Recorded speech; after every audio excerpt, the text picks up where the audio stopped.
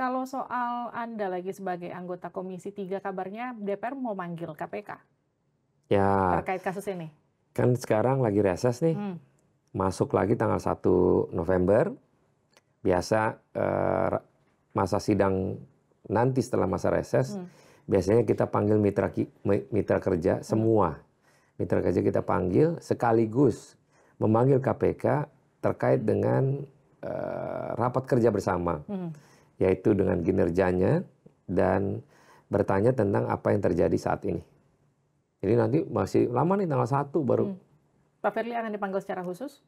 KPK ya, bukan Pak Firly ya. KPK yang akan kita panggil, rapat kerja seperti biasa, dan sekaligus bertanya tentang apa yang terjadi sekarang ini. Kalau dikatakan gini, ini akan menjadi satu kasus yang cukup besar karena nggak cuma soal pertaruhan bagaimana kasus ini dibuka terang benderang di KPK, tapi juga di kepolisian. Anda melihat kasus ini akan menjadi satu bola liar yang akan jadi semakin besar kemana-mana atau gimana? Ini kalau masalah besar atau enggak kan tergantung prosesnya. Kita berharap jangan sampai besar lah. Dan tidak berharap lebih dari situasional. Kalau akhirnya besar kan yang rugi adalah pemerintahan. Nah, bagaimana cara penengahan dalam kondisi ini yang bisa menengahi dalam kondisi sedangkan dugaan tindak pidana yang dilakukan mungkin belum dikategorikan benar atau juga dikategorikan tidak. Kita sambil menunggu proses dari kepolisian dan KPK fokus tetap pada perkara dugaan tindak pidana yang dilakukan oleh Pak SL. Jadi sama-sama berjalan dengan institusinya masing-masing. KPK berjalan, polisi berjalan. Nah, sekarang ini bagaimana publik menunggu dari hasil-hasil perkara, dugaan perkara yang dilakukan oleh masing-masing institusi.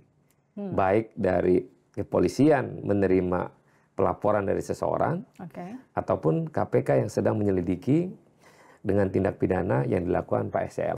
Tapi gimana kalau Anda melihat kasus ini, apakah kemudian akan dibuka secara terang benderang oleh pihak kepolisian maupun juga di KPK? Karena kan kalau kita lihat di kepolisian pun melibatkan Kapolrestabes Semarang di situ, yang juga kemudian dianggap sebagai ponakannya dari Pak SL.